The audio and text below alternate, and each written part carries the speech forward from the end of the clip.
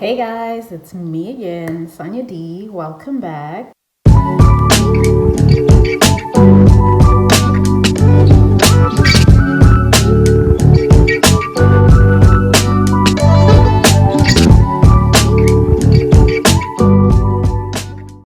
Today, I am going to share with you things that will shock you about the Czech Republic. Yes, so it has been 12 months, 365 days, 1 year since I moved to the Czech Republic on the 14th of February to be exact. So it'll be just over a year by the time you watch this. And I just decided to reflect on the things that really shocked me the most as a Black woman who had moved to Europe, to the Czech Republic to be specific. And I wanted to share these with you guys so that you can get a taste, a feel of what it's like to be here as a foreigner, someone who comes from a very different culture.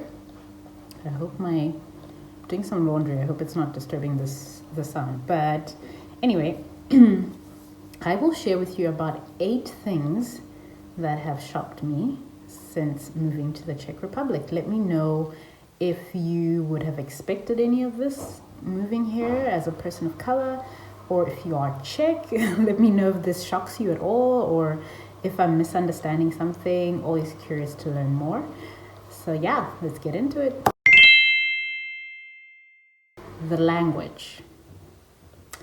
So listen, I had come here twice on vacation to visit my sister, and maybe I didn't pay quite enough attention to it, but when I moved here, when I eventually settled down here, I was like, what are these people saying? The Czech language has to be the most difficult language I've ever come across. Like, guys, there are words that do not have vowels, like maybe one, but even then. For example, I'll put it on the screen for you. They say Thursday as čtvrtek. Yes, that is a word, čtvrtek, right? Thursday. And many other words, I just can't think of them right now. But I remember that specific word stuck with me. And Czech is such a difficult language to learn. Also because, excuse me, they change. For example, a person's name changes based on whether you are speaking about them and they're in the room, whether you're speaking about them and they're not in the room, whether you're speaking about them, about something they own, and maybe the relationship you have with the person, that changes how you say their name. Like, I'll use my brother-in-law's name, for example. His name is Tomáš, but you would be speaking to someone, and based on, I don't know, I can't say what pronunciation would go for which situation, but just as example, his name could change to Tomáše, Tomáša, or something like that, based on whether he's in the room with you, whether he's not in the room, whether you're talking about something belonging to him, based on your relationship with him. It's wild. So you have to remember these rules.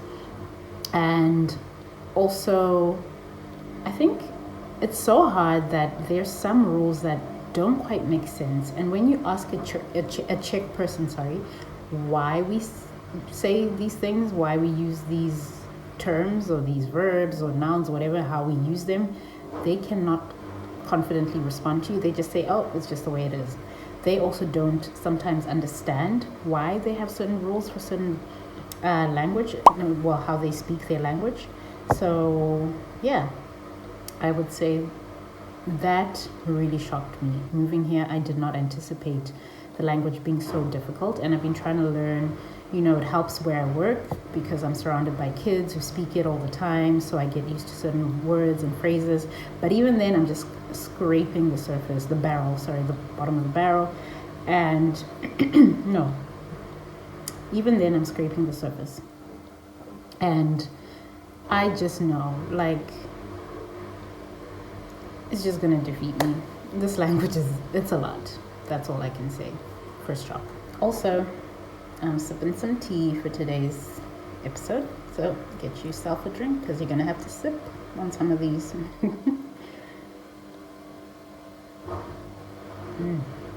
Rooibos tea. A little bit of honey. Anyway, on to number 2. So, healthcare system was definitely a shock to the system. Will shock you because where I come from, I lived in South Africa before this. How do I put this? The way I see it is, in the Czech Republic, you basically have to audition for a doctor. Honestly, that's the best way I can put it. Essentially what happens is you cannot just go to a doctor. So where I used to live in South Africa, in Johannesburg, if you were ill, you'd look up a directory based on your medical aid, go to a doctor. You could make an appointment, call in at the time or online. You know when your appointment is, you go in, you get, you are assisted. But in the Czech Republic, you cannot just go to a doctor. You cannot just look online and find the doctor, make an appointment and go. No. You need to find the doctor. You need to apply to join their practice. And you also need someone to recommend you. That makes your case better for you to be able to get the doctor. And in my case, thankfully, I had my sister recommend me. And when you go to the doctor, you make an appointment. When I had to make my initial appointment, I think I had to wait 3 weeks for the initial appointment so they could do my health checks, my blood works, blah, blah, blah. But if you're sick, if you're ill, you can make an appointment online using one of their online systems, or you can chance it, wake up super early in the morning. Mind you, you're probably feeling so sick. Super early in the morning, go in queue with everybody else and hope that there will be gaps where you can be seen by the doctor. Something along those lines. Please correct me if I'm wrong. But yeah, basically you need to audition for a doctor. And also you need to understand it's quite tricky because not every doctor speaks English. So the really good doctors who also speak English are few and far between. And to finally get one can take a lot of time. And that's just a GP. You also need to do the same for a gynecologist, for a dentist. It's a whole thing. So that was a total shock for me.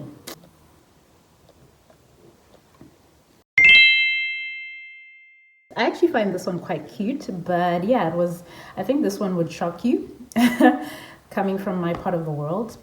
Essentially, people get celebrated on 2 days in the year, their birthday and their name day. I know this is a thing also in West Africa and Ghana, if I'm not mistaken. When we used to live there as kids, my name day was Tuesday, and because of that, my Ghanaian name was Abena. And in the Czech Republic, it's similar. So that was a bit of a shock to me. And not only that, what I found funny is when I told Czech people that I knew that we didn't celebrate name day, they just assumed, oh, Sonia, so because they have a Sonia name day. They just assume that, oh yeah, in your country, it's this name day. And I'm like, no, we don't have name days. And they found that shocking. They did not believe, they could not understand how we could not have name days. And I'm like, how can you have name days? Anyway, so that would be a bit of a shock for you. And I think adding on to that, what would be a bit of a shock is that because of these name days and how names are generally given in the Czech Republic, if I understand it correctly, you have to apply for a name. There's certain names on the register and you have to apply for that name. And what this means is there are a lot of people with the same names. So you will come across a lot of Mishas, for example, Elishkas, Lukashes, Mateys. They're just some names that are so common because there's a list of names that you can look to give to your kids. I also found that quite shocking coming here to the Czech Republic. Strange, huh? Strange, interesting, cute. What do you think?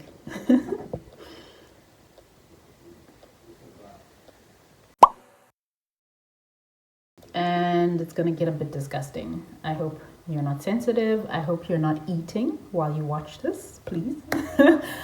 But another real shocker for someone coming from our end of the world, a Black person particularly, an African, coming to Europe, coming to Czech Republic, would be the fact fact that hygiene can be somewhat questionable.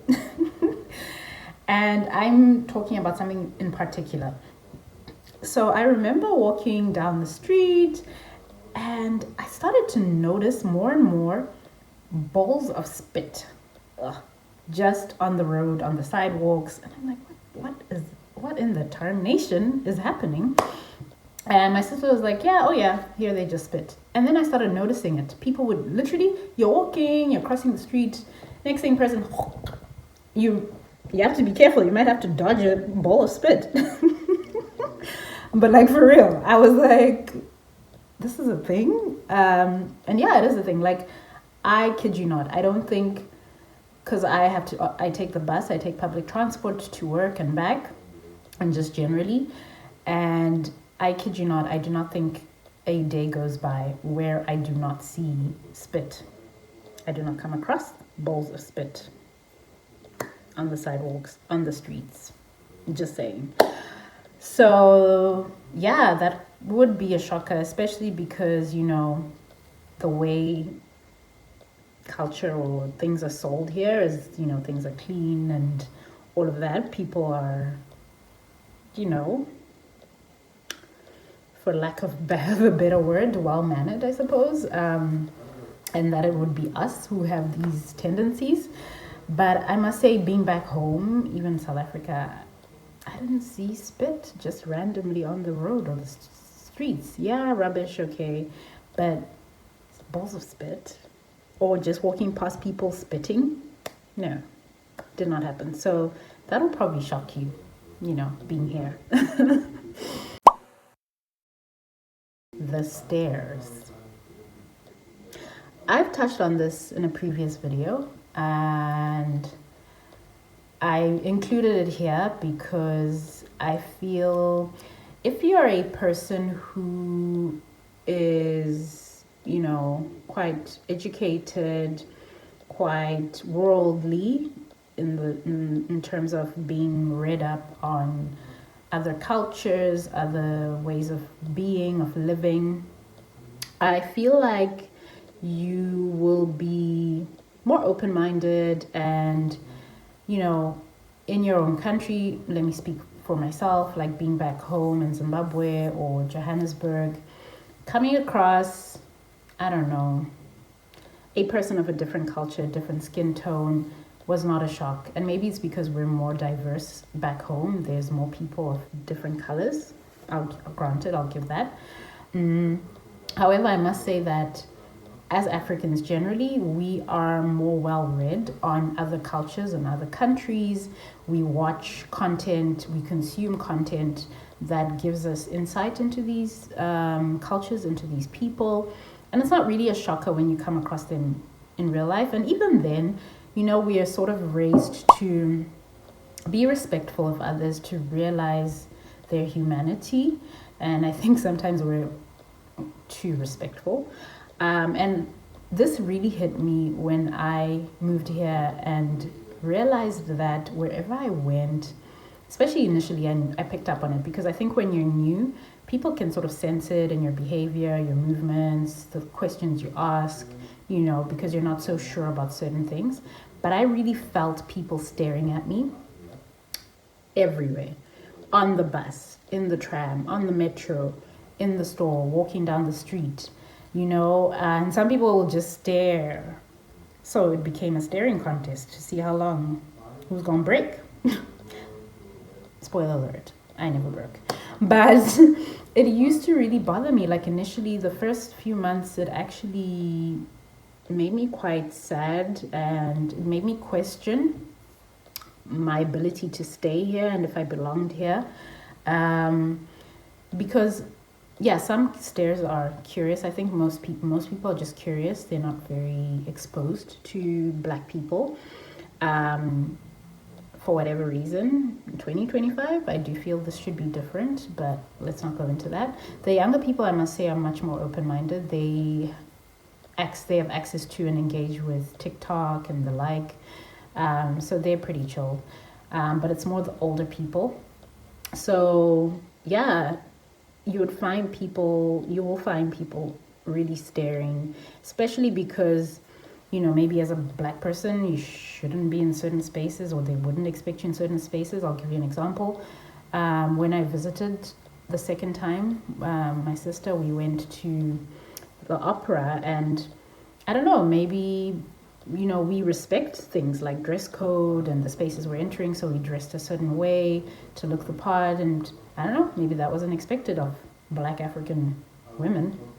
But we noticed the stares and the confusion in some, the admiration in others, the curiosity in others. So it's mixed bag, but it felt really uncomfortable, and I do feel that's something you will have to deal with coming here. And I just learned after a while to block it out, to not try make sense of it, because I think that's what was hurting me the most, to just leave it to individuals and their own reasons for it, and to remember that I have a right to be here just like them, just like anybody else. I'm not doing anything wrong being here or being different, and actually choosing to accentuate my uniqueness and celebrate it and accept it. And after a while, you don't even notice it. It's just, and the stares stop. And I think it's also because I'm more used to the system. I fit in. I know what I'm doing. So that will be something that will be a bit of a shocker, I feel.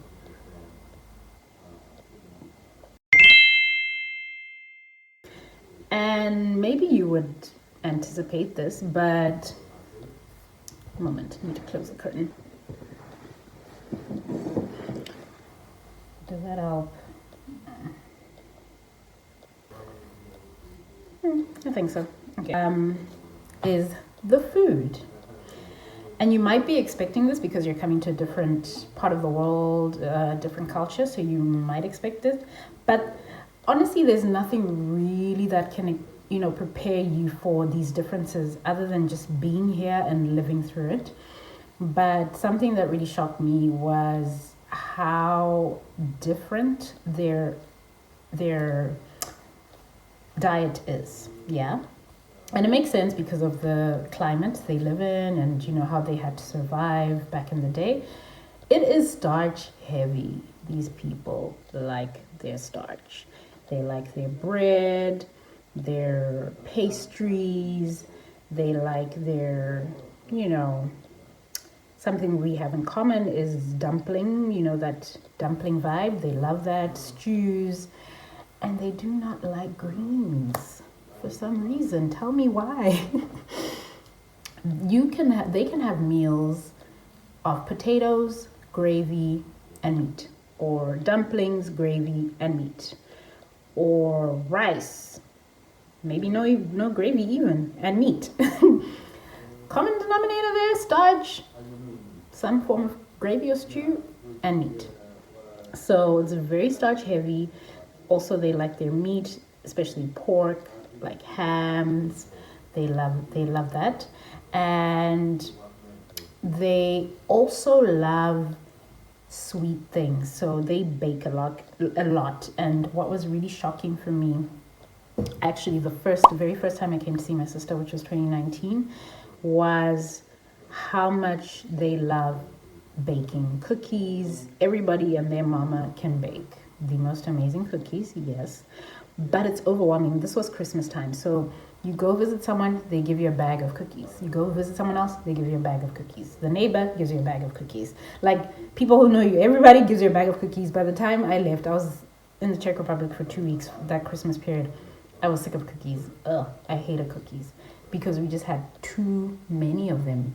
And it's lovely, I appreciate their generosity and their kindness. It was just too much. It was just overwhelming for my palate, having such, an overdose of sweetness and pastry and all of that. It's their thing. They love it. And I think it's because, in the climate they live in, it's cooler most part of the year, for the most part of the year, sorry. So they need comfort food. They need food that makes them feel warm. So I think that's why they like starch-heavy foods and pastries and sweet things and things like that.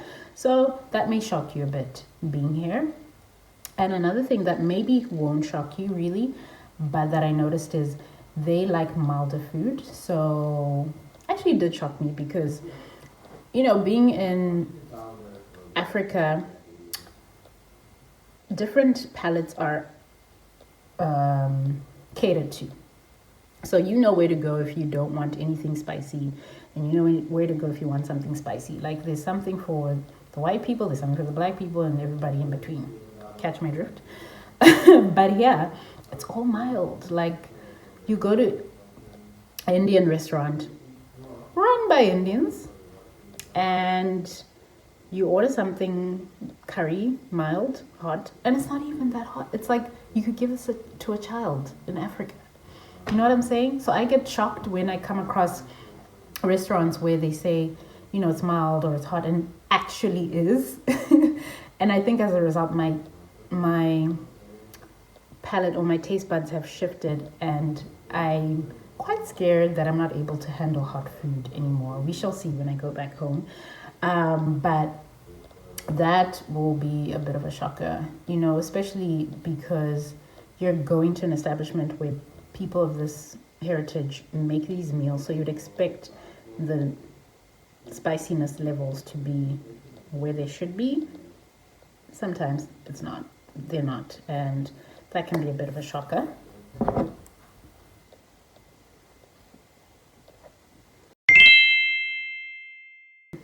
That would shock you a bit. I think it's quite interesting. Beer here, it's like drinking water, and actually beer is cheaper than water. And so you go out and about, the first thing people will say is, oh, let's go grab a beer. And you just think, oh yeah, that's just a term for like, go grab a drink. No, literally go grab a beer. And there's different kinds of beers, non-alcoholic, alcoholic, different flavors. And I must say, I'm not a beer drinker. I'm not a fan, never have been. But I came here, I wanted to experience the culture and, understand the place where I'm living. So I did try out some beers, and I must say, they know what they're doing with their beers. This is the home of Pilsen. There's a city called Pilsen. That's where Pilsner beers are made or were made. And there's another one that America took over. Budweiser. Yeah. No? Is it here or Germany? Anyway, not sure. But they know what they're doing with their beers. Their beers are actually really good. But yeah, what will shock you is that everybody drinks. Women, men, young, old. It's normal. It's like drinking water here. And they'll expect you to also just want to. So it's a bit of a shock to them when you don't want to. But yeah. Summer hygiene. Yeah. This will really take you out. I was warned about this. I didn't really believe it that much until I experienced it. I always have to experience something. But you get onto public transport and the smells are smelling. Hey? You know who baths and who don't. It's pretty clear. And mind you, yes, winters here are cold, but summers are hot. The temperatures are extreme in the Czech Republic. There's no middle ground, really. You get really, really hot days in summer. So people are sweating and clearly not bathing enough. So you get onto public transport, onto a bus or whatever, even just walking past someone in the streets or sitting next to them, and you will smell it. Like, highly uncomfortable. And to go with that is something else I noticed in summer is men going topless. Just everywhere, all willy-nilly, on the bus, in the streets. Like, it ain't a thing. And again, I don't know, I would expect this of people back home. And we don't even do that. Like, we respect each other and keep our clothing on, regardless of how hot it gets. But no. Here they're free. I must say, they're free with their bodies, and they allow themselves to be. That's one thing I like. They allow themselves to be as comfortable as they need to. They'll do what it takes. So part of that is going topless. Like, they don't care whether they got 6 packs, 1 packs, minus packs. They will go topless. They will prioritize comfort over what y'all think. So, yeah, that'll probably shock you. But yeah, those are the 8 things that will probably shock you about the Czech Republic. Those are the ones I can think of now. Like I said, if you are Czech, please let me know. Did I misunderstand some of these? Did I miss any out? Give us insight into, I guess, where some of these have come from. And yeah, let me know what you guys think about these. Everybody else, what shocked you the most? What do you think would shock you the most out of all these? And do you have any other questions about anything else? I'll be happy to touch on those. Otherwise, thank you guys. I really appreciate you. Thank you for being here, for being part of this family. I enjoy making these videos for you. And I look forward to more content along these lines. So yeah, take care. Have a good day, evening, weekend, week, wherever you are. And remember, life is beautiful and you have time.